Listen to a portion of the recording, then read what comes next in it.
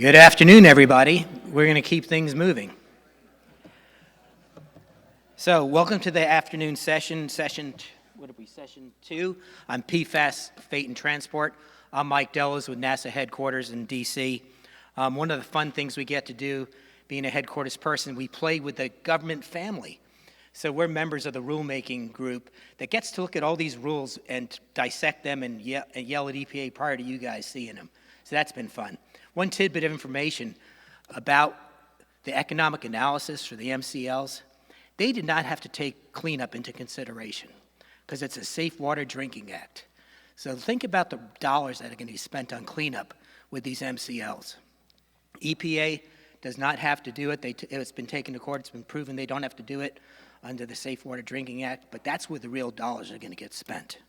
The other fun thing we do is play in the sandbox of the White House with the Council of Environmental Quality, where there's two PFAS interagency policy groups. One of them is a cleanup and disposal group that we're also playing with. But with that said, let's get moving with our presentations. Our first presenter is Dan Schneider. He's the National Director of Site Investigation and Remediation with Terracon, and he's going to be talking about PFAS source differentiation at airports and beyond. Take it away. And that's your countdown clock. It's not for you only. Okay. Hi, everyone. Thanks for the opportunity to come here and talk about PFAS at airports. So let's get started. First, I wanted to acknowledge my co-authors on this report, Dr. Janet Anderson with GSI Environmental, also Matt Knudsen with Terracon Consultants, as well as Zachary Puchatz with Mead & Hunt. So our goal in putting this research project together, which was funded by National Academy of Science, Engineering, and Medicine, was to come up with a guidance manual that airport managers could actually use. We didn't want to develop another white paper.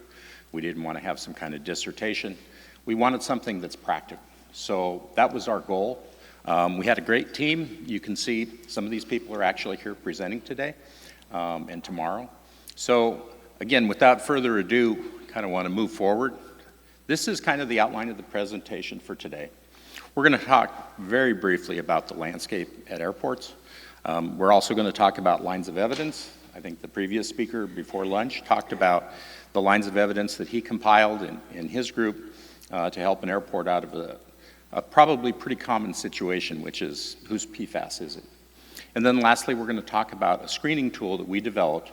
It was specific to airports to help them understand where they're at on their PFAS assessment journey. So what's inside the guidebook? What we tried to do, again, pretty broad audience. Think about airports, small and large. Some of them have large staffs, some of them have small staffs. Some of them are highly technical, some of them wear 7 different hats at the airport. So we wanted something that would really be practical and appropriate. So what we did is we put these little colored boxes in at different points throughout this document. This is all readily available online through the ACRP website. It's report 255. And in there, we put in key points and technical details. So if you want the Cliff Notes version, again, dating myself, just read those 2 boxes in every chapter. And they give a tremendous amount of information that's, again, practical. The next thing we wanted to do was talk about these airport issues that are constantly changing. And we won't spend a lot of time on what's happened with EPA in the last 6 weeks. Everybody here is pretty familiar with it. And again, that landscape continues to change. It's kind of like quicksand. You just never know when the floor is going to come out from underneath you.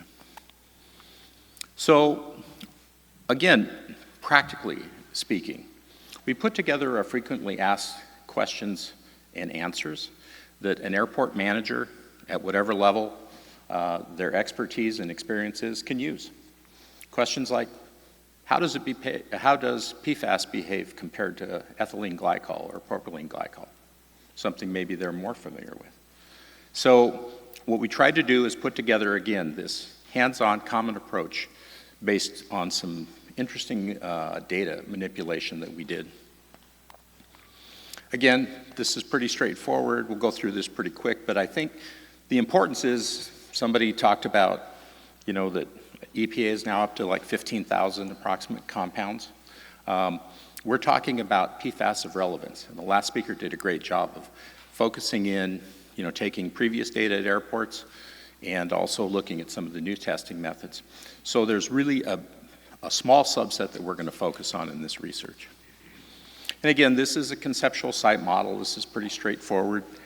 You can see the different, categories of users and producers. Then you see the potential releases that come out. So again, when you're putting together these conceptual site models, it's really important to understand what's happened at the airport. And so, going through this really quickly, everybody knows these have changed. They do affect airports. They also affect all the areas around airports. So I call this the trifecta. And again, we're dealing with this in real time. So right now we're talking about hazardous substances. How do we deal with them in phase 1 assessments? Some people want to wait until they actually become enforceable, should that day ever come, and then deal with it as a recognized environmental condition. A lot of people are looking at them as business environmental conditions right now. So getting back to airports, lots of different areas at an airport. We've just listed a few. And when you think about it, airports, very large, aerial distribution. They have what I call the back 40. Maybe that's where they did some of their training. They're doing response, aircraft potentially coming in with a landing gear problem. They might foam a runway. There's lots of different areas that you could have PFAS associated AFFF releases. This is just a quick overview, and again, this is a little bit of old hat for a lot of folks, but we talked about in the mid-60s the development of AFFF, mostly as a result of the USS Forrestal fire that happened off the coast of Vietnam, where 159 people perished, $70 million, $1967 in damage to the ship. Just a tremendous tragedy, and Department of Defense said, we can do better than this. So, again, the birth of AFFF. And again, at airports, it's not just the use of AFFF. This is a litany, and there's many, many more. This is the Gluge report. You've also seen in the recent EPA legislation, they call it sectors that are potentially affected. And so what that means is if you happen to have one of those NAICS codes associated with your industry, you're potentially going to be battling uphill for a very long time. So speaking of those sectors, there's 30 sectors identified. There's 53 subcategories. So again, you're trying to prove the negative. If you own a non-metallic mineral product manufacturing facility that produces cement and concrete products, you have to be able to show that it's not my PFAS. It didn't come from my operation. So again, this list is basically now a menu of industries that are going to be affected. And some of these things may actually be adjacent to airports. They can be upgradient of airports. They can be downgradient. They can be upwind as well as downwind. So again, getting back to our research, what we really wanted to do in developing this handbook for people to use was to come up with an approach maybe that, we could use some of the data that we have and then maybe extrapolate it slightly into the future. So we looked at 800,000 PFAS data results from across the country, and we looked at several different categories that we classified these PFAS into. And the whole point of the research was, is there a way that we can develop signatures, people have used that word a lot, that you could potentially say, this looks like it's mine, this doesn't look like it's mine.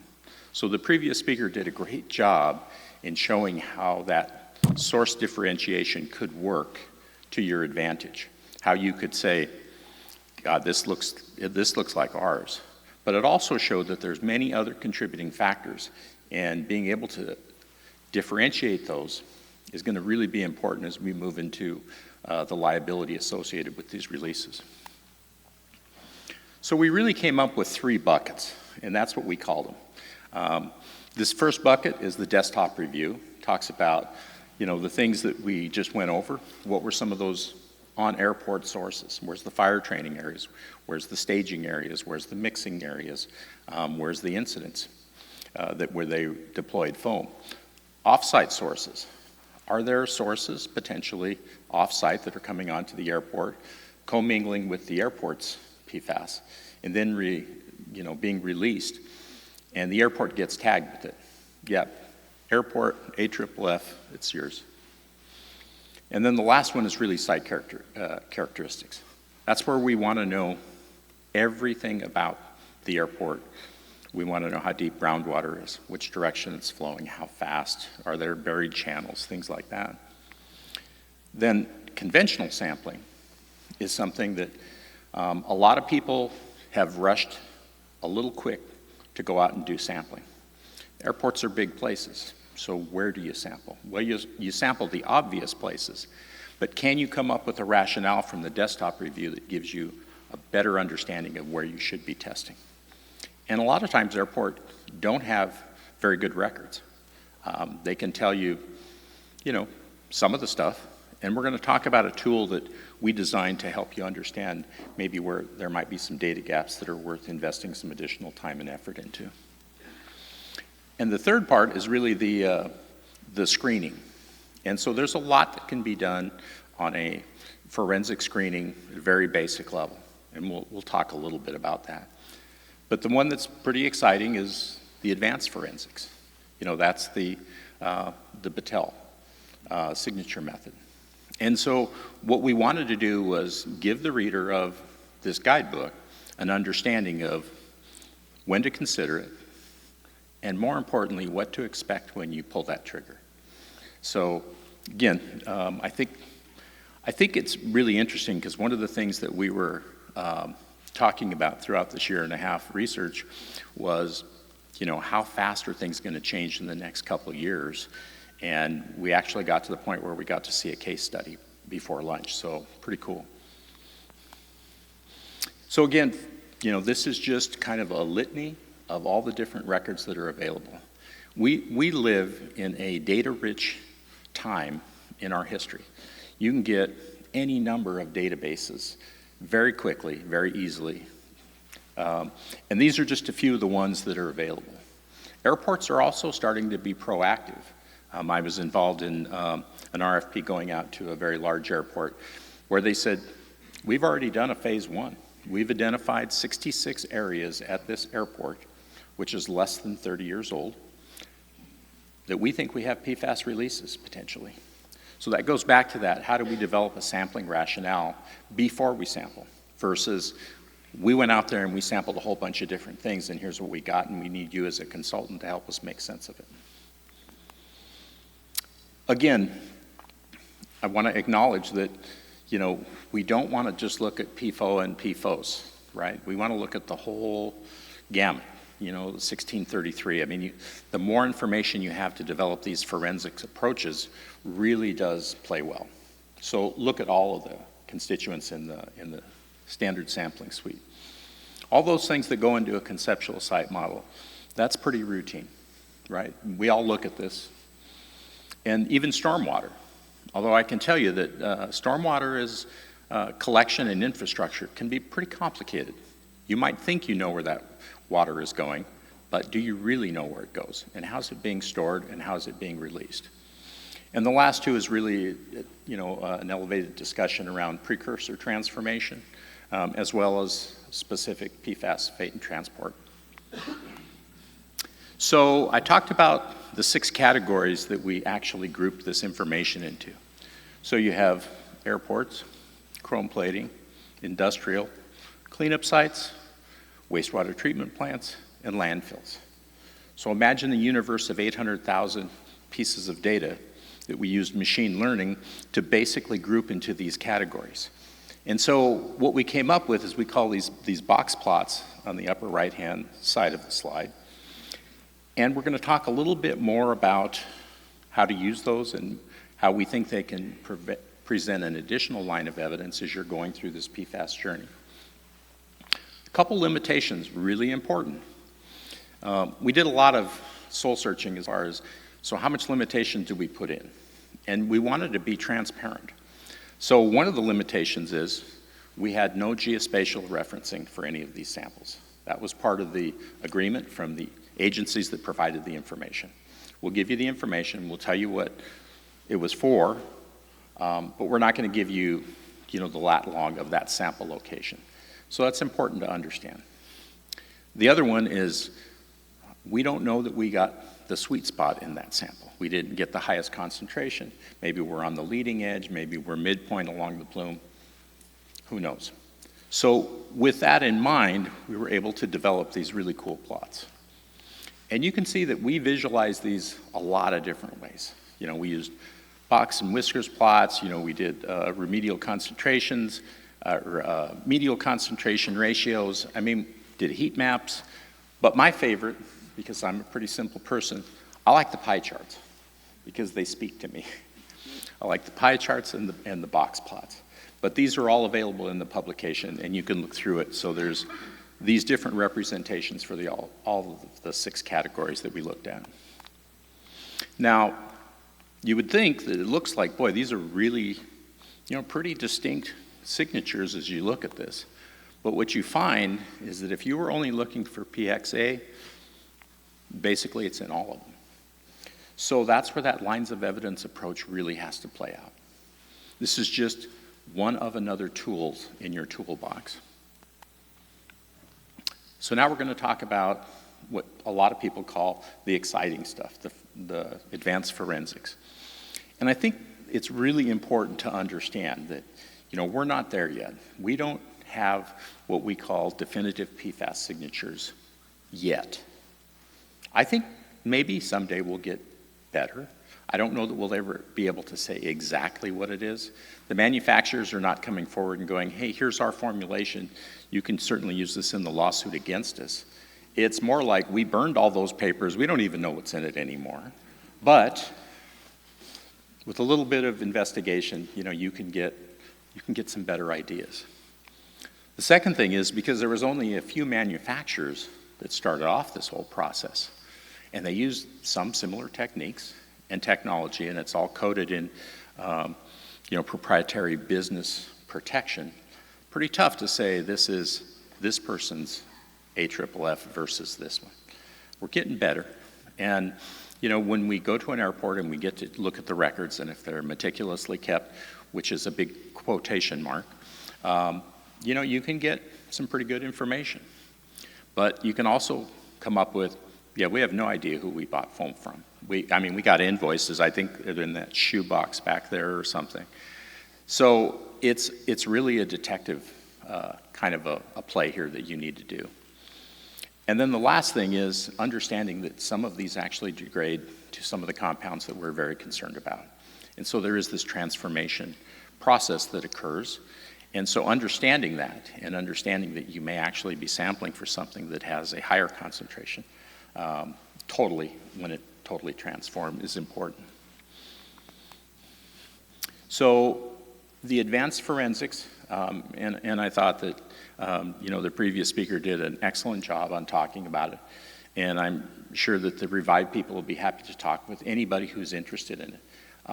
It's pretty cutting edge. I can tell you that it's extremely challenging to interpret from my perspective. And what that means is that if somebody who lives and breathes PFAS pretty much every day for the last 6 or 7 years on a full-time basis and longer than that on a part-time basis, imagine you're talking to an airport executive and trying to explain to him what this means, and his attorneys, and his outside counsel, and the media, because eventually this is going to be called into question. It's not standardized yet. It's not been accepted across all the regulatory agencies. Again, it's another line of evidence, another tool that can be used. So again, I think that it's important to understand the limitations of these. The signature method, it's expensive. Imagine an airport that has 300 or 400 samples, and you want to sample 10 and run it through this. Significant costs, significant time. and significant data to analyze. So again, the idea is when to use it. We think that it's appropriate to help us inform on maybe some inconclusive information that we may have. So we would selectively say, this might be an application for it. We don't think that it's the silver bullet, nor do we think there's a silver bullet out there. So again, taking all this into consideration, I think, is really how when we developed the guidebook, we wanted to make it something that anybody could at least understand the basic concepts. So this was a tool that we developed, and it was kind of interesting how it came about. So, we're thinking about airports, and we're thinking about, gosh, what's the best way to understand this? Man, this is really complicated. There's all kinds of things to go into it.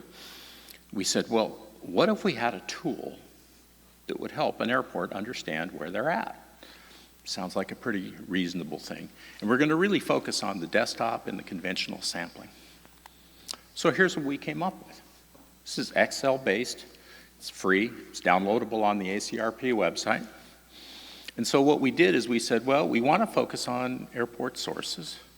Then we want to go to offsite, and we want to know our site characteristics. And then we want to put this into a large speedometer.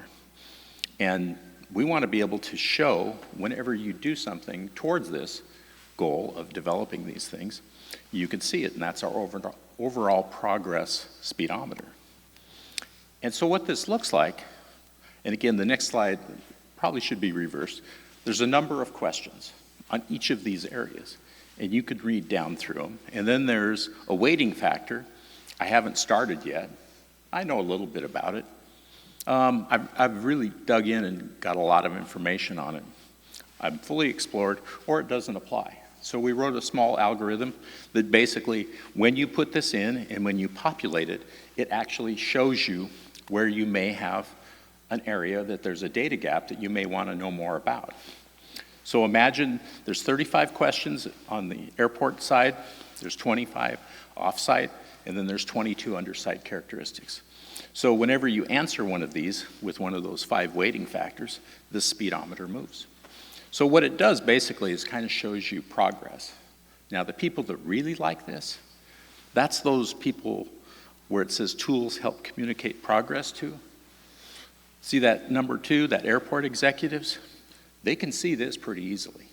I don't have to show them a really complicated diagram and explain to them all the things that it's not telling them. They can look at this and go, I think we need to spend more time on our on-airport progress. So that's where we're going to put our money. Or it looks like we don't have very much information on our site characteristics. Have we drilled it? I mean, do we need more money to go out there and do additional characterization? So again, the other thing that this does, and I want to be totally transparent, is sometimes the public can perceive this as you're not moving fast enough. Why are you dragging your heels? So again, you have to look at these tools in terms of what you're actually trying to communicate and what the audience is. So this is great for airport executives, boards, commissions, people like that they don't want to know much about this. They want to know how to make it go away, or at least what their potential liability is. So we found this to be extremely effective. And so the last part of it is your data.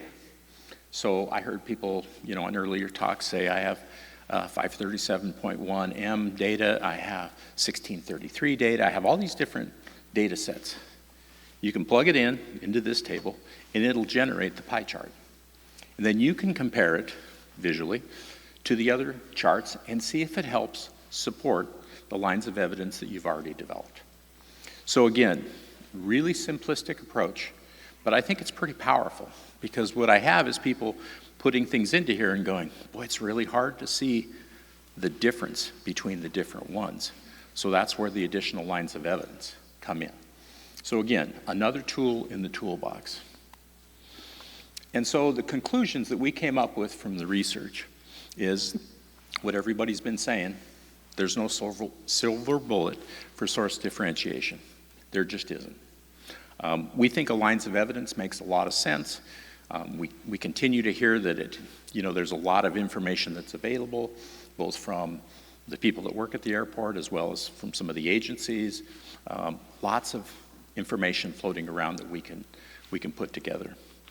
And again, the last part is visualizations are only part of it. That line of evidence is really important to continue to develop that. Potential research and next steps. So our research was completed in 2022. So we sit here today, almost 2 years from when we published this report. So we scraped all these databases around the country. How many more databases do we think are potentially out there and available? Probably quite a few. Can we turn our 800,000 data points into 2 million? Can we turn it into 3 million? And how would that change our visualizations for the categories that we've developed? So some really interesting things. We hope to maybe get an opportunity to take it to 2 million and report back in a couple of years. Now, this was one of the things that we had proposed to ACRP when we had the opportunity. They said, what else should we consider doing in the future? And we said, we'd like to find an airport that is moving through their source differentiation journey and compare it to what we've done to see how they match. And so I'm going to be talking with the person who did the talk before lunch, because I actually want to propose that, because I think that that would really help the body of knowledge we're trying to develop, to see how they approached it, how did it follow with the categories that we developed, and then we could share that in the next couple of years. The other thing is how is forensics changing? So I think that you're going to see lots more forensics approaches. I think a lot of them are still lines of evidence, but I think there are some interesting things that are going on. Expanded analyte sets. Taryn McKnight talked about using a composite as this is the total PFAS, or the total organic fluorine that we have. How does that play into looking at maybe some of the groups that we did? So I think there's a lot still coming on that front. So how does this apply outside of airports? So, wow, this is where it really gets interesting. I had a call this morning. Somebody said, hey, we have a client. They have a facility. They'd like to know, is it really their PFAS or is it somebody else's? So we're going to start the journey over again. Now, an airport, several hundred acres in size. Imagine a 5-acre industrial parcel in a heavily developed area.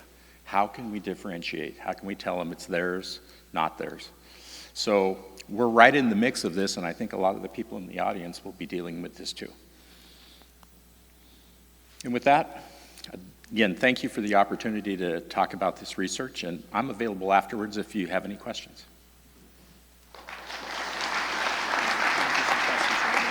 Sure. Since we do have some extra time in today's session, you can ask questions right now on this topic. Does anybody have any questions?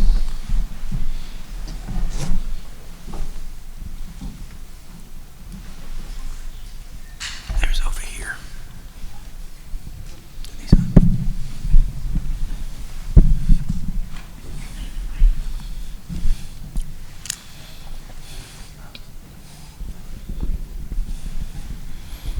Thank you. I just wanted to find out about phase 1 and phase 2 assessments, about how we get access to those. I've seen a phase 2 that the county that I live in had was generated with a real estate transaction, but I've not been able to get access to 2 others.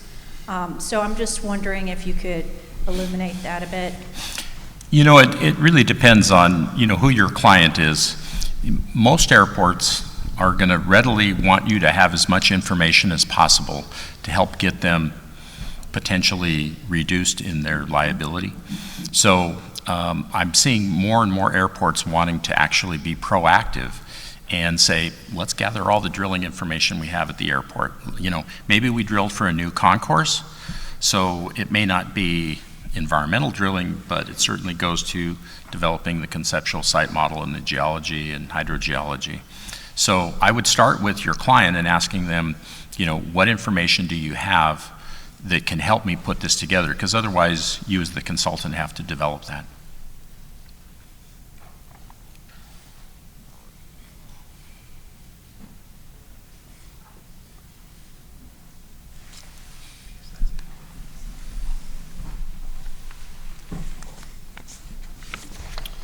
Okay, so our next presenter is not Dr. Tamzen Macbeth, it's Todd Bergesser.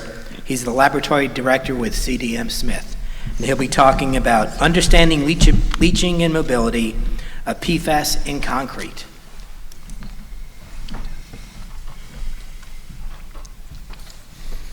Hi, thanks for having me here. Like you said, my name's Todd Bergesser. I'm the treatability laboratory manager and director for our Denver lab. I've been there about 25 years.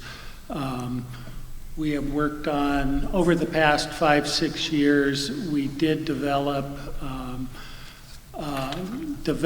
designed, built, and tested electrochemical oxidation pilot plant for the treatment of concentrated PFAS in,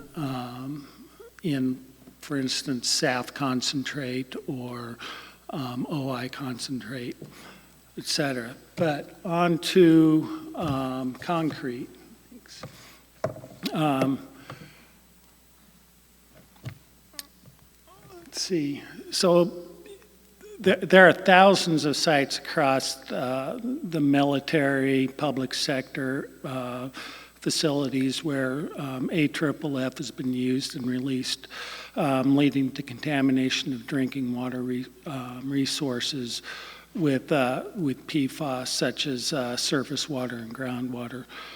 These facilities have millions of tons of PFAS-contaminated concrete and firefighter training areas, hangars, runways, aprons, et cetera.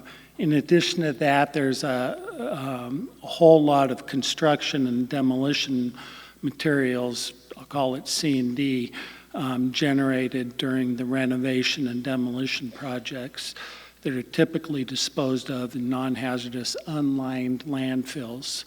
Consequently, contaminated concrete and solid waste from the C&D activities require proper management to prevent PFAS release to the groundwater, surface water, and the drinking water sources. Recent studies are exploring ways to understand and control the PFAS retention and release in soils and concrete. At many facilities, releases have resulted in egress and diffusion into and absorption onto concrete surfaces. Let's see, in summary, on this slide, the studies that we're proposing to do and are in the process of doing for PFAS concrete sorption complexity, which depends on sorbate and sorbent properties and solution chemistry. PFAS sorption in concrete is controlled by a similar mechanism to that of soils and sediments, as a combination of hydrophobic and electrostatic interactions and interfacial accumulation. However, PFAS sorption to cementitious and aggregate surfaces in concrete also varies temporally due to changes in the components, whether it's cement, the mineralogy, the incipient recrystallization of the concrete, or changes in the porosity, the pore filling secondary minerals in concrete. Additionally, sampling and analysis methods such as SPLP 1312 and the LEAF method 1315 have been, which is the SDL method, they've been used to evaluate PFAS leaching from concrete. Analytical data to evaluate total PFAS using target and non-target analysis will be presented in the context of potential PFAS precursor transformation, as well as future sources of PFAS leaching from concrete. So why are PFAS used? They have unique properties, including extremely strong carbon-fluorine bonds, the shortest and strongest bonds around. Because of their persistence and ability to coat and protect surfaces, they have been preferred by industry for decades.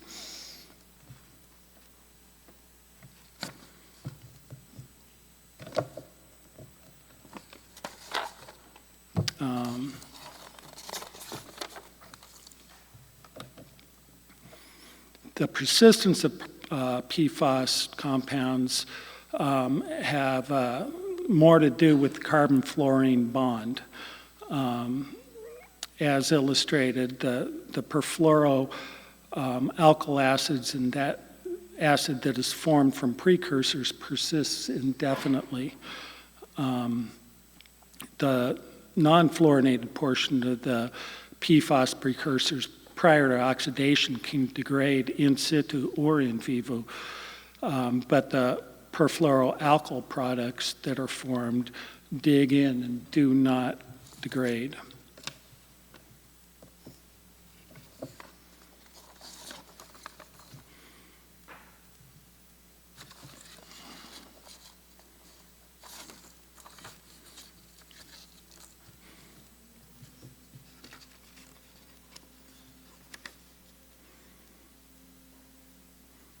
PFAS users from firefighting foams, we've gone through this. We all know what who's using the PFAS.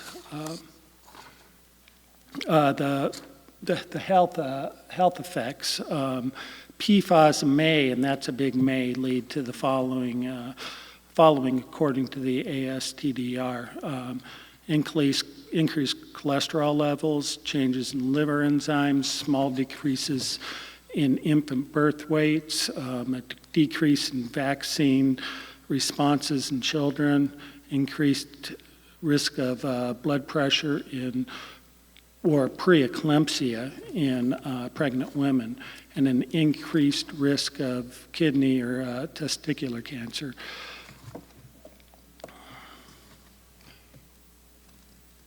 To evaluate the toxicology and perform a risk assessment, we need to have an understanding of the sources of PFAS, the migration pathways through the environment, exposure points, and toxicology to human health and the environment. The pathways to human exposure starts with primary sources, the manufactured products, including the firefighting foams, waterproofing, and fast food packaging. Secondary sources include the airports, landfills, DoD bases, and industrial facilities. The primary points in humans include drinking water, food sources, and airborne PFAS.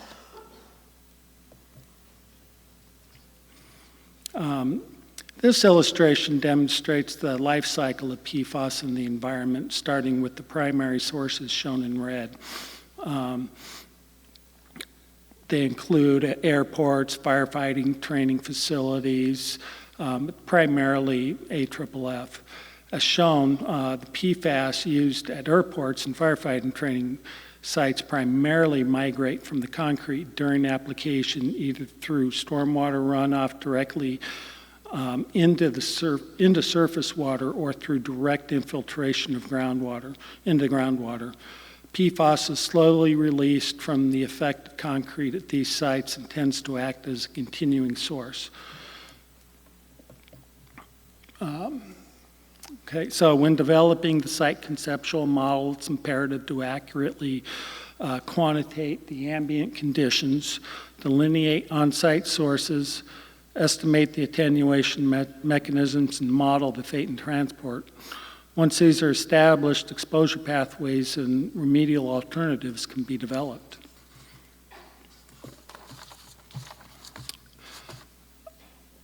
Okay, in the United States, at least 650 former DoD fire training areas exist where AFFF was applied over the past 4 decades, resulting in mobile PFAS being present in a range of contaminated concrete and asphalt media, potentially leaching to surface water and groundwater. With an excess of 5,000 compounds known, hundreds of these compounds have been frequently identified in AFFF, and AFFF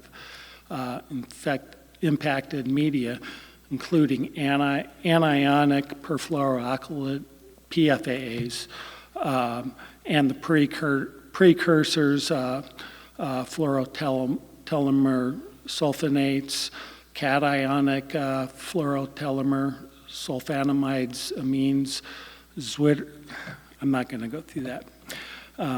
Collectively, across DoD facilities in the U.S., many millions of tons of PFAS contaminated concrete and asphalt potentially exist in a range of situations, including at firefighter training areas, hangars, runways, et cetera. Long-term PFAS impacts in surface water and groundwater are due to compound persistence and may be exacerbated by slow release. So, given the ongoing environmental risk associated with the uncontrolled leaching of PFAS from impacted concrete, there's an urgent need to develop a selection framework to assess, characterize, rank, and identify for purpose applications of remedial alternatives, including in situ stabilization, activated barriers, sorbents, as well as sealants, as part of a wider management strategy. The selection framework is particularly important given the wide range of operational conditions that may be encountered that span temperature extremes, demanding trafficable environments, health and safety requirements. By that I mean reflectivity and non-slip surfaces, longevity, and the ability to both be absorbents of existing but mobile PFAS within the concrete and asphalt, and to be also sufficiently pervasive to prevent solute ingress, which may drive existing PFAS inventories into underlying soils and groundwater.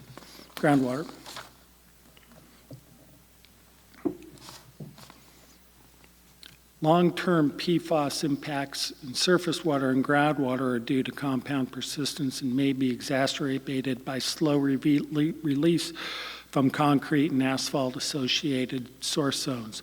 A complete understanding of mechanisms controlling retention and release of PFAS from long-term sources is developing. However, less attention has been paid to PFAS release from concrete, with limited studies in the peer-reviewed scientific literature on sealants to mitigate leaching or the mobility in intact media.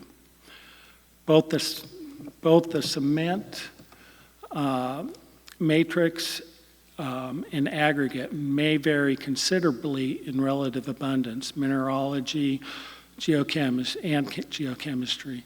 In addition, fresh and aged concrete vary, in particular due to recrystallization and crystallization reactions and leaching of major cations, anions, and reactive silica, amongst others. In the majority of cases, concrete remains as a monolith, where there is often little in the way of renewal or repair over the operational lifetime. Some measurement tools used to measure the structural integrity of the concrete, including ultrasonic tomography to understand the internal structure, that's similar to an X-ray, computed tomography, CT scans. They provide information on the structure of the concrete and porosity of the concrete at a microscale, and can help identify migration pathways of the solute. Autoradiography using carbon-14 labeled PFOA is used to associate structural components of the cement with PFAS compounds.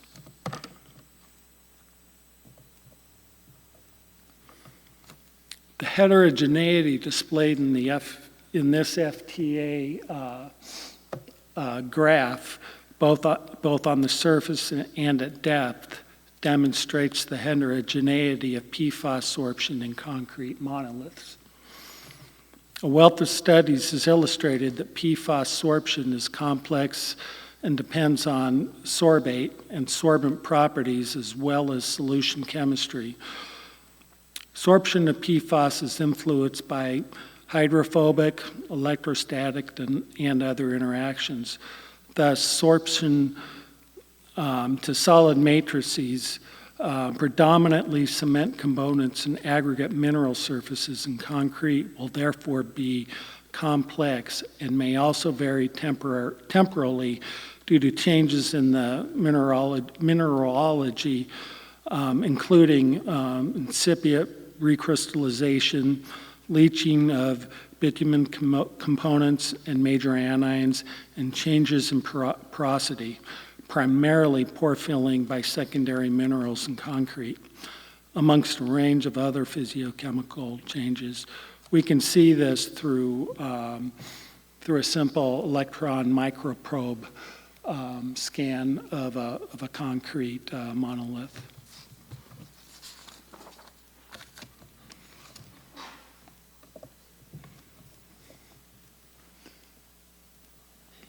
So the LEAP method is primarily method 1350, the method that measures mass transfer rates of PFAS compounds, really any compound, in monolithic materials using a semi-dynamic leaching procedure has been demonstrated the heterogeneity of the PFAS in concrete. However, this test is a valuable tool to estimate long-term leaching and mass transfer rates into the future.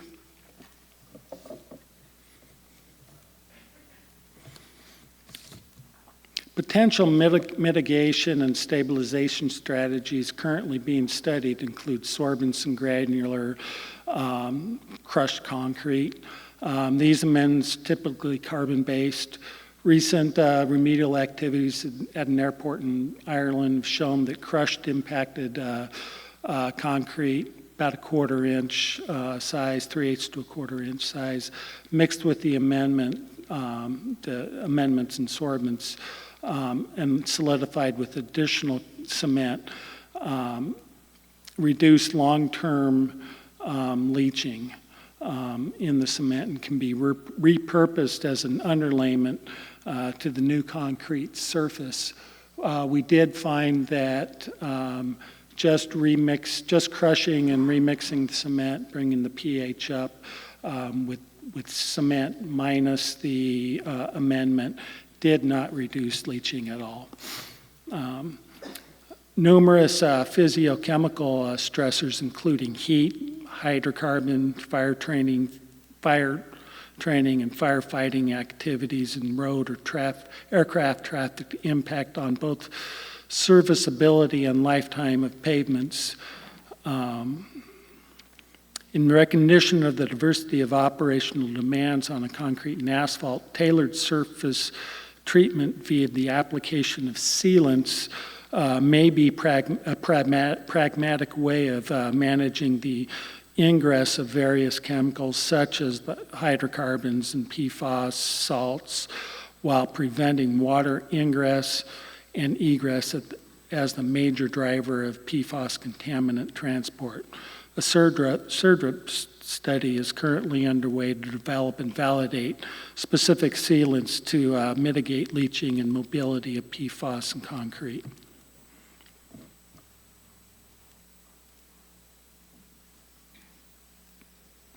The term sealant is used to describe the surface sealant applied to the surface of those considered as penetrative into the pavement profile. Surface and penetrative sealants have differing attributes and utilities in the prevention of PFAS ingress into pavements. PFAS egress from contaminated pavements and as an in vitro or in situ binding and or pore blocking agents. The general requirements for potential sealants should be considered here. The requirements range from creating topical or depth barriers, water repellents, PFAS sorption, trafficability, heat and chemical resistance, tenacity, and slip resistance, and the like. Characterization of impacted concrete, both physical and chemical, is accomplished via standard state-of-the-art methods. Typical physical structural parameters include permeability, compressive strength, bulk density, and porosity, all of these ASTM methods. Chemical characterization is accomplished by basic methanol extraction and analysis via EPA 1633. Mass transfer rates are estimated by the semi-dynamic leaching, the leaching of the monoliths, method 1350. The STL test run includes up to 9 sampling intervals, up to 64 days in length. This can be altered as long as you keep the relative ratio between sampling consistent. You can add more tests if you need be, just add in additional data into the model. Long-term leaching can be modeled years into the future based on the source term concentration and the leaching rates in the sampled intervals. The total oxidizable precursors are also measured in these intervals to determine the mobility of the precursors. So 12-month-long SDL studies have been performed to incorporate wetting and drying cycles into the test, as well as freeze-thaw cycles into the models to better understand PFAS mobility and transfer rates with these conditions. Although expensive to run, these studies can provide confidence in any proposed mitigation efforts. And that's it.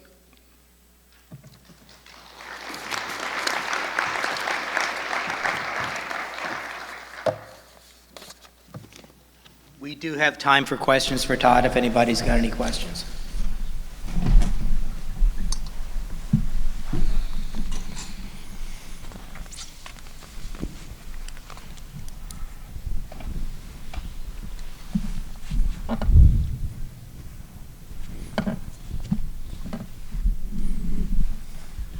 How big of a problem is this at C&D landfills where this concrete has been disposed? I mean, is it a big problem that have been impacted by PFAS?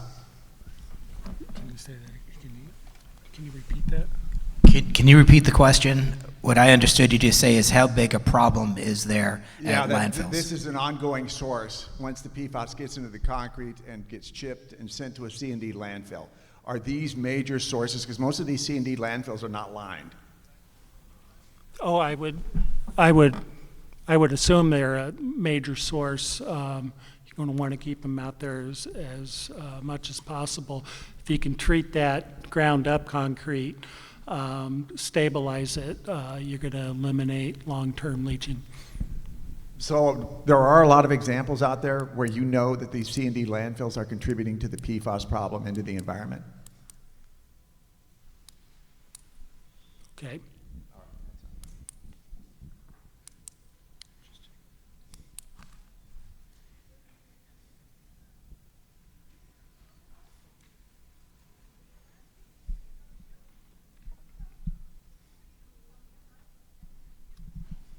That looks like it's it for the questions. Okay, so our next presenter is Joe Ricker. He's a senior technical principal at WSP USA. He'll be presenting using groundwater plume analytics to assess PFAS plume fate and transport. All right, thanks. So I'm going to start off actually with a couple of quotes. I'm not usually a slide reader, but I do want to read these to stress some importance to this. So the first one is this: the oldest and strongest emotion of mankind is fear, and the oldest and strongest kind of fear is fear of the unknown. And I'm thinking this kind of is where we're at with PFAS today. So I want to contrast that with this second quote here. By replacing fear of the unknown with curiosity, we open ourselves to an infinite stream of possibility. We can let fear rule our lives, or we can become childlike with curiosity, pushing our boundaries, leaping out of our comfort zone, and accepting what life puts before us. So with that in mind, do you remember these fears? You know, I've been doing this for 30 years, and I remember a lot of these headlines. PCBs, you know, when they first, PCBs hit the scene, what are we going to do? You know, we can't deal with this. And I remember chlorinated solvents in the early 90s. Oh gosh, they're going to be forever. They can't break down. We're never going to break these things down. And we know today what happens with a lot of chlorinated solvents in situ as we go. And you guys have seen these headlines as we go through this. MTBE, 1,4-dioxane, ending with, you know, PFAS. You know, what are we going to do with PFAS? This seems to be the mantra over and over.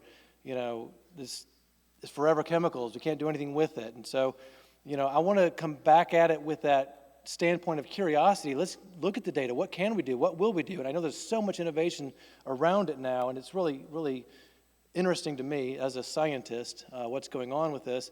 I'm not going to read this one, but the idea here is, you know, we want to jump to modeling fate and transport behavior of these things, but what was the number, 15,000 different species? How can we look at, you know, fate and transport properties from all these compounds?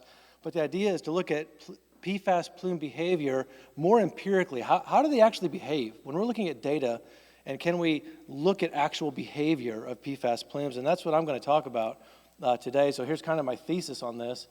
The best way to understand PFAS plume behavior will be to conduct numerous empirical analyses, right? Look at the data we have and understand it.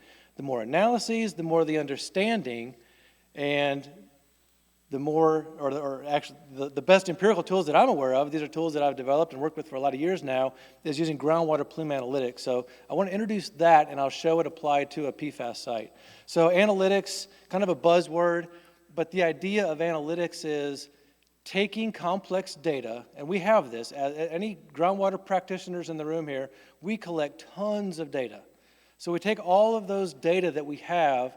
Analytics is simply distilling those data in a different way so we can communicate what it means, what's going on. You know, how do we take data, communicate insight from those data we collect? And that's all analytics is. I'm going to apply it to groundwater plume data. And so these are just two tools I'm going to introduce today, and I'll show them applied to a site. And these are tools that I've developed. The first one is a public domain Ricker method plume stability analysis. That's a whole plume analysis. So taking data from a site, it can be any constituent. I've actually done this for thousands of contaminant plumes of almost any array of contaminants you can think of. And PFAS just happens to be the most recent of ones we've looked at. So Ricker method plume stability analysis, and I'll show you what it is and how it works. And again, that's public domain. A lot of people can use it. It's freely available. And then I'm going to talk about spatial change indicator. It's another way of looking at plume behavior, so how it can be applied to these types of sites. So what I'll do is I'm going to drop into a site example. It's the best way to explain these things.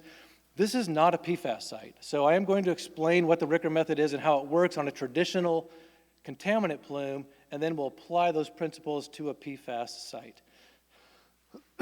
Excuse me. So this is a constituent, NDMA, nitrosodimethylamine, highly toxic. It has a cleanup level on the order of PFAS. It's 9 parts per trillion. So you see the lower end here, 0.009 micrograms per liter is the plume boundary. So very low cleanup level. This is in Canada, that cleanup level, but I think in the US it's between 4 and 10 is typically the NDMA cleanup levels. So very large contaminant plume. You can see how far this is. There's a manufacturing site. It's an active manufacturing facility. This plume goes out throughout this entire town. Pretty big plume here. And so what the Ricker method is we can do just different metrics or parts of a whole plume analysis. We can look at the areal extent, how big it is, and you see that here in hectares in this case. Almost 400 hectares, just for conversion, that's about 1,100 acres. That's a very large plume. We can do a spatial integration over this domain, and that's what the Ricker method does. It gets an average concentration over that domain, and so we can post that for that date. Just note the date here is 1993, so it's a very old plume.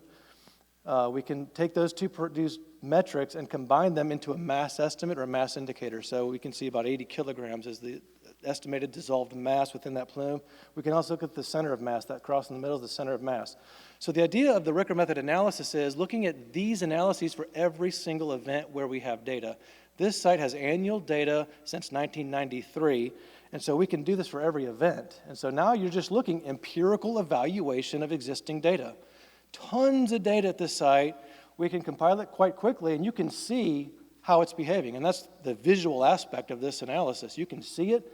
It's not modeling. There's no calibration or validation. It's real data. That's what it is. If you were to draw plume maps, stitch them together, that's what it looks like. And you can see it, what's going on. That's the, we talked earlier about showing stakeholders and communicating to different project stakeholders. This is a great way to see real data in time. And you can see 30 years of data in 30 seconds, how it's behaving. So that's that data for that period. So what we can now do is look at trends in those metrics, some temporal trends in those metrics. So the first thing we'll do is look at areas on the top, average concentration in the middle, mass indicators on the bottom. We can do statistical analysis of these trends. And typically we'll use Mann-Kendall and regression, just two different trend tests, that's all that is. And looking at, objective analysis of behavior of these trends. Whoops. Yeah. So the top, you can see pretty strong, high confidence, decreasing trend in the areal extent. About a 60% decrease in area. That's really, really good. Notice the average concentration in the middle, also very strong, approaching asymptotic, decreasing trend. I think I can go back, yeah. So in the mass, again, from the early days all the way through, there's a pump and treat system here, so this site is undergoing anthropogenic remediation.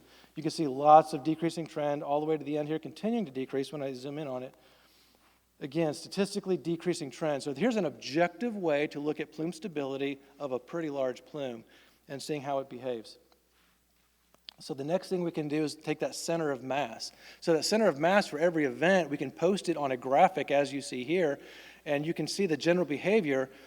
These centers of mass on the graphic here are color-coded. Earlier data are darker colors, more recent data are the lighter colors. And you can see the general migration from southwest to northeast, and the groundwater flow here is to the southwest. So you see a general upgradient shift in the center of mass. Again, another picture or view of stability by looking at center of mass data. So this chart over here is just more center of mass data, more of a secondary evaluation technique.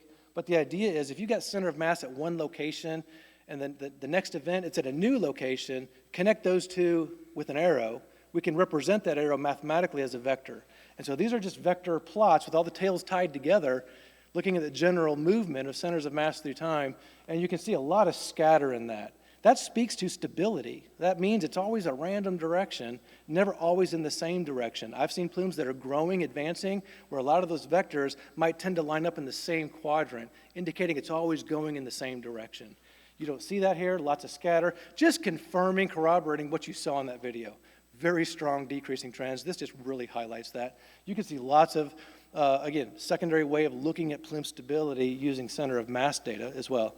And again, this is all analyses based on existing data. If you have groundwater contaminant data, these tools are for you. They work just as easy on any site that has data available to it.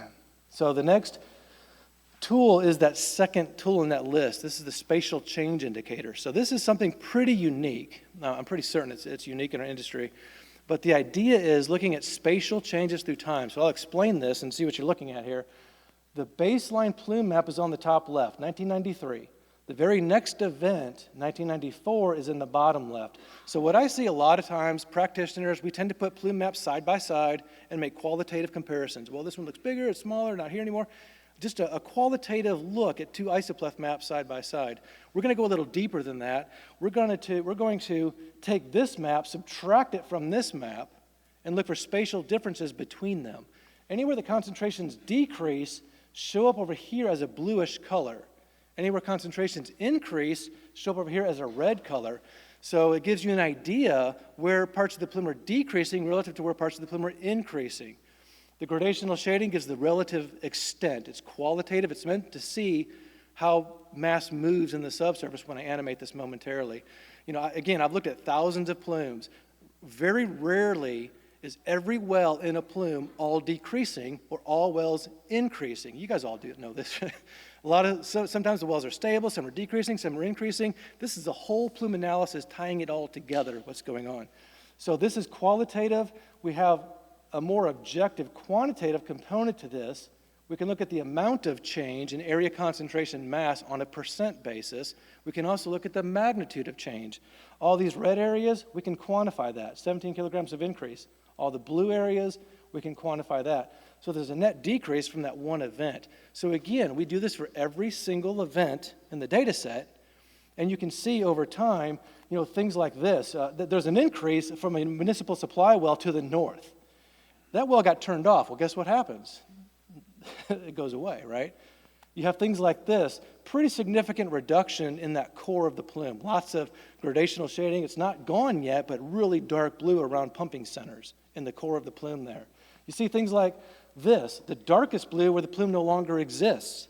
You can check that. Look where the plume was. Here's where it is. There's no plume out here anymore. It's all dark blue. Just lets you see visually, again, communicating to project stakeholders, this is how a plume is behaving based on real data, empirical analysis. So again, you see things like this. I affectionately call down gradient extraction wells pulling wells, because invariably what happens is you put an extraction well down gradient, it tends to pull the plume towards it. See it time and time again. This well is in the process of being turned off. I expect that plume is going to collapse around that once you do. See that routinely when turning pumps off, things go back to natural setting. That's, again, beyond the scope of this presentation. But again, you see significant reductions in there. Don't want to lose sight of this. The area decreased by 57%. And if that's our only metric, footprint, that doesn't tell the whole story. I see that a lot. We're just looking at footprint reductions. But look at the mass. 99+% decrease in the plume dissolved mass. Tells a much bigger story when you look at these parameters. Only about 0.01 kilograms of increase in those two areas of pink relative to, more than 79 kilograms of decrease. Just really lets you see spatially how plumes behave through time. So again, that's the Ricker method plume stability analysis. Again, it's readily available for a lot of folks to use. So I'm going to use that way to look at PFAS data. I will admit readily, I am not a PFAS expert. Might be the only one in the room. But I do know data. I do know plumes and how they behave and how to evaluate contaminant plume data. So we're going to take the PFAS data as we build these data sets, more and more PFAS sites, and start looking at them from a plume-wide perspective. How do they behave? Can we derive some information from that? Can we use that to maybe calibrate a fate and transport model looking forward? How can we use those? And so we're kind of in this birthing stage or early stages of these things. But again, so this is a PFAS site. It's at an airport. Imagine that, fighter training area. We just looked at 3 compounds, just trying to understand behavior of those 3 constituents, PFOA, PFOS, PFHXS, in 2 different zones. So we're going to do an upper zone and a lower zone. And so that's for that site.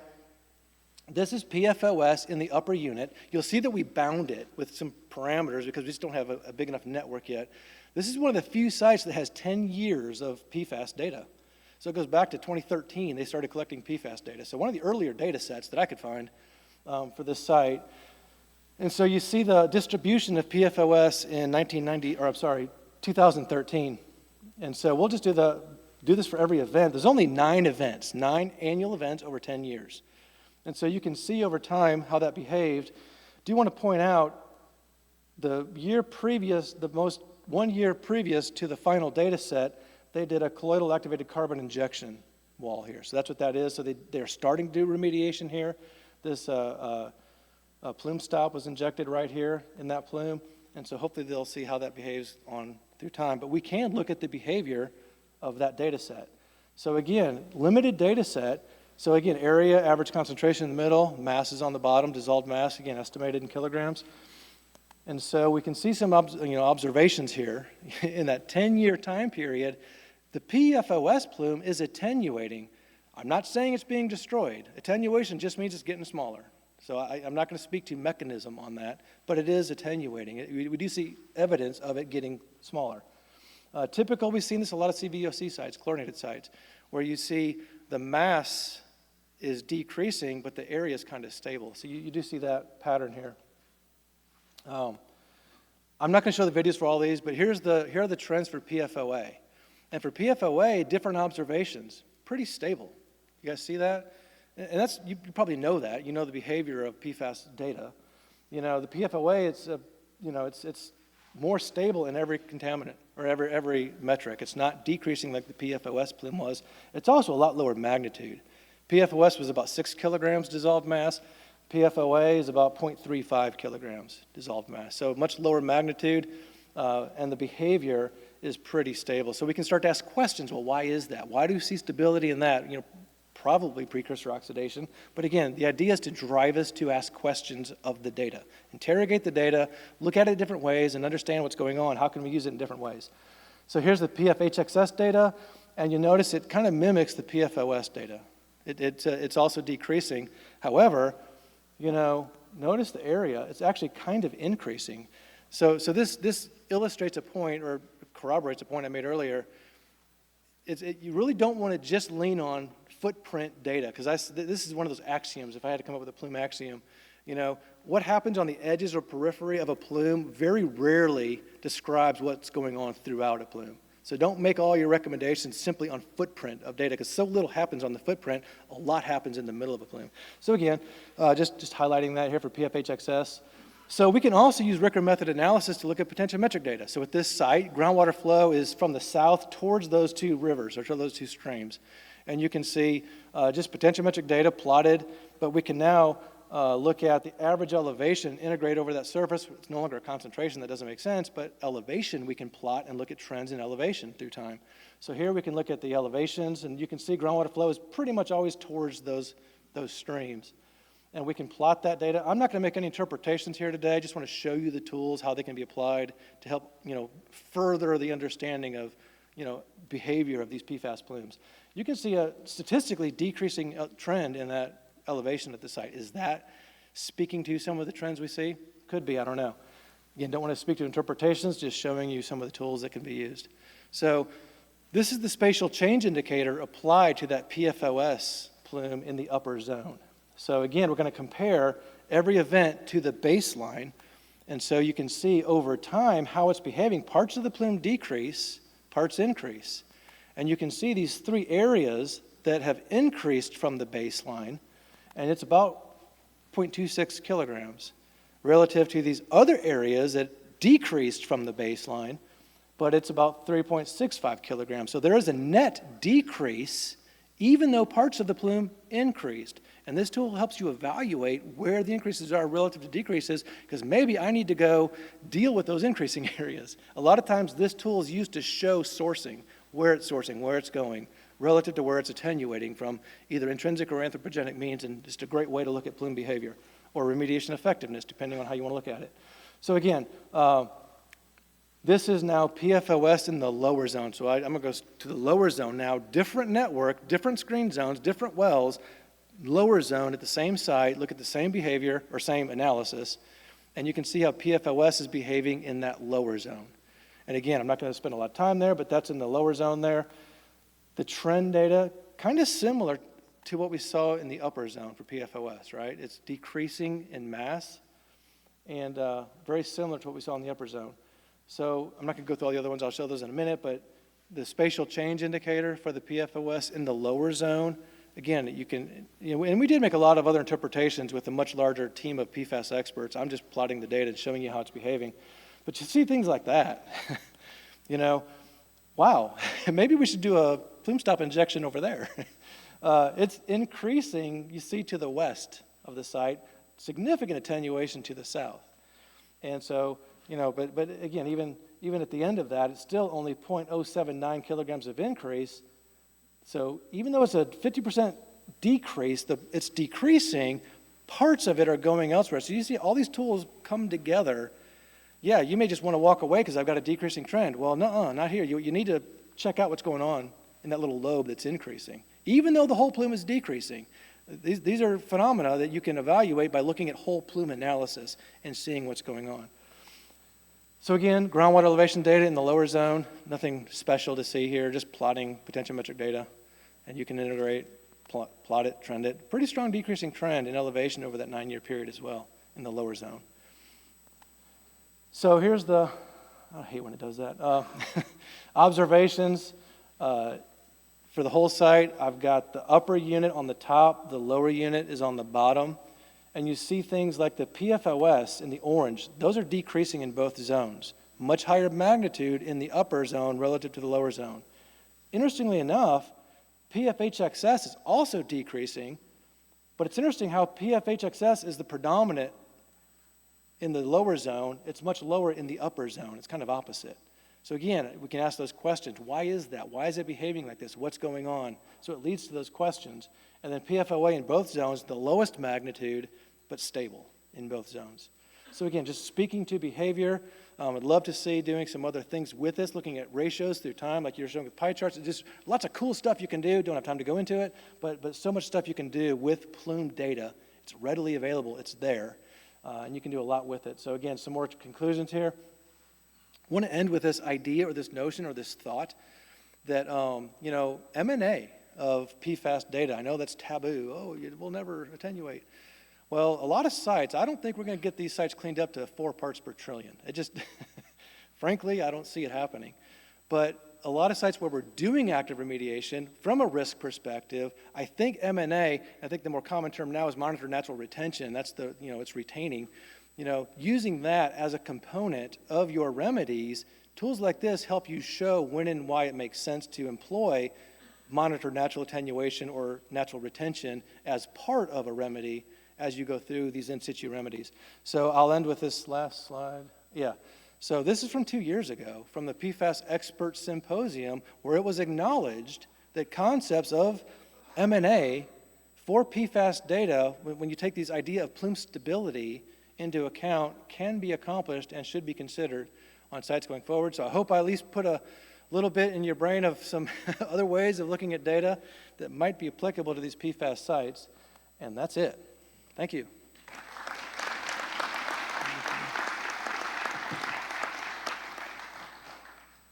guess we'll do questions. Questions for Joe? Less a question, more an observation. The concept of monitored natural retention as a tool in the toolbox in Florida. Yes. I'm going to speak specifically to Florida. From a regulatory perspective, from a technical perspective, it makes all the sense in the world and may not only be the best viable option, but the only viable option just in terms of science and engineering and dollars.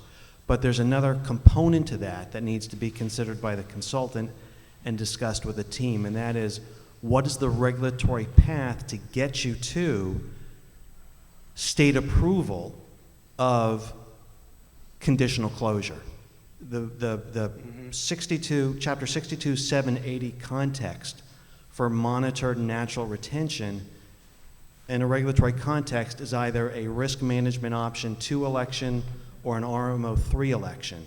2 where the groundwater plume is contained on site or greater than a 1/4 acre, but more specifically for purposes of the observation I'm about to make, the RMO 3 option where the plume is off site. In order to allow for a groundwater plume to remain on site in perpetuity, you need to provide the state with a legally binding instrument that assures in perpetuity that plume, which is either stable or shrinking, isn't going anywhere. Easy to do when the client is the owner and the owner doesn't object to recording the covenant. The complexity becomes involved, and this then goes into the consultant's recommendation, is where the plume has migrated off-site. Because if you want to leave a contaminant plume in groundwater off-site, you have 2 options in order to check every box that you need from an RMO 3 perspective to get DEP to say, okay, that's fine. One scenario is where the off-site owner, whether it's a private party owner or a government owner who may control a public right-of-way, is to get those parties to also agree to a DRC, which is very, very difficult if they otherwise don't have an incentive to do so. The second option, available in some parts of the state, but not in others, including famously in Miami-Dade County, is to use something called a non-recorded institutional control, where you don't have to record a covenant, but you point to other legally binding mechanisms that provides the same level of assurance to the state that you're going to protect human health and the environment. To bring this plane in for a landing, that just needs to be part of the analysis if the consultant recommendation is going to be monitored natural attenuation, or in a 62780 context, conditional closure. Can you get the off-site owner or owners to agree to a DRC? And if not, are you in a county or a DEP district or a water management district where a non-recorded institutional control is available? Couldn't agree more with your first part of that comment. I agree. MNR is going to be the way on a lot of sites. But yes, what you're saying is not uncommon to most states, honestly. If you have an off-site plume, getting that conditional closure is almost impossible because you can't get restrictive covenants from all of the off-site parties. So yeah, yes, I agree. Other questions?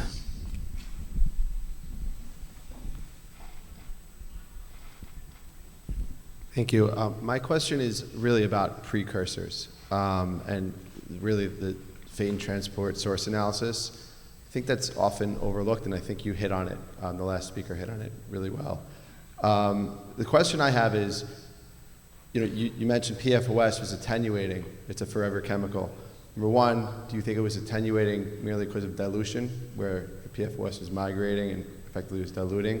That's the first question. Second question is, as for the PFOA being stable and PFHXS being stable, is that because the precursors are more stable? Like they don't leach in the environment for those constituents, whereas PFOS, they may leach quicker or they transform quicker. Is that the theory behind that?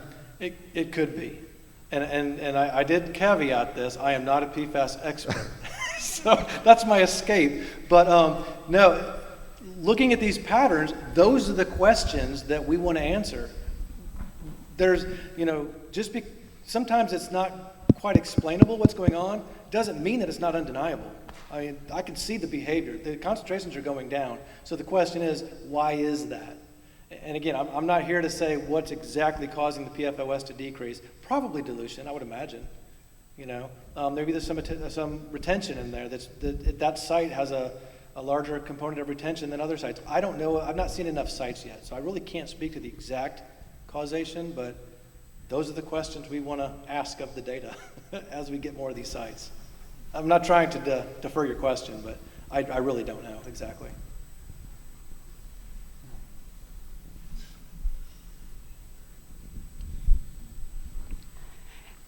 Okay, you may or may not know the answer to this question. So I've taken several webinars lately, and it unfortunately turns into a pitch for Plume Stop, and I'm sorry if anyone in the room is associated with Plume Stop. I'm sure it's a great product, and you mentioned it, and so I kind of chuckled because I've heard it so much recently. And so my question is all right, you put in Plume Stop, it stops the plume, but then all of the contamination is in that barrier. What then? What happens with that material after it's effectively stopped the plume? Well, essentially, you kick the can down the road 30 years. That's what I assume. You're right. It's not being destroyed. It's being absorbed onto the carbon, and it's there for a long, long, long time. Maybe in 30 years, somebody devised a way to destroy it in situ. I don't know. So they're going to talk about that later today, you said. So that's coming. Can't wait to That's hear coming.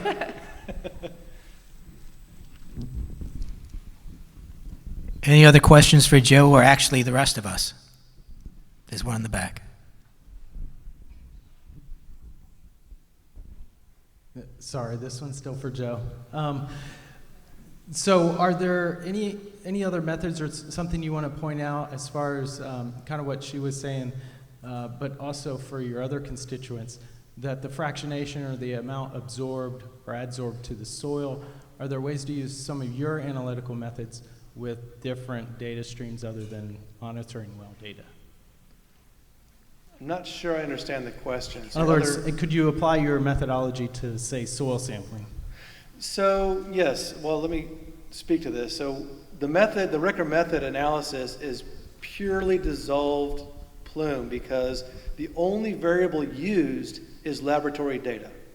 So it is completely independent of geology. There's no porosity, there's no conductivity. It is a spatial evaluation or point evaluation of laboratory data. It is purely dissolved only, based on what you get in the lab test.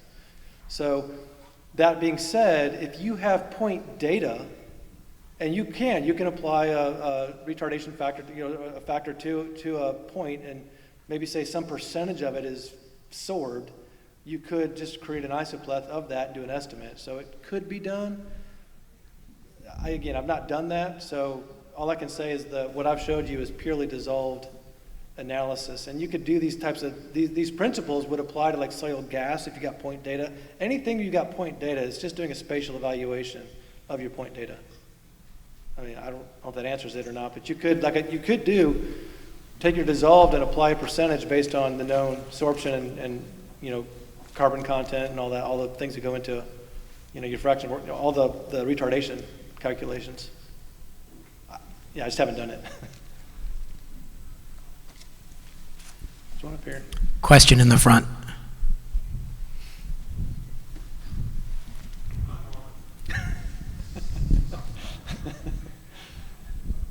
So with this software, could you potentially add like another data point, say for pH, and just use it like an analyte group and overlay that or water level and correlate, your analytical with absolutely geochemical stuff like? Oh yeah, geochemical data is great. So we did like CCR sites. You've got arsenic, boron, and other things. You put a pH and nowhere P plume on top of that, you can really see what's going on. So yeah, it's just isopleth data. You can do the same, yeah. It's really neat actually to see where pH goes up, dissolved metals go, you can see how they behave relative to each other. Yes, so yeah.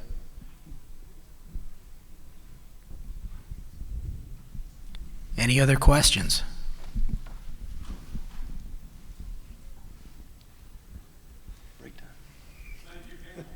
Okay, thank you, everybody. We give you back the gift of time.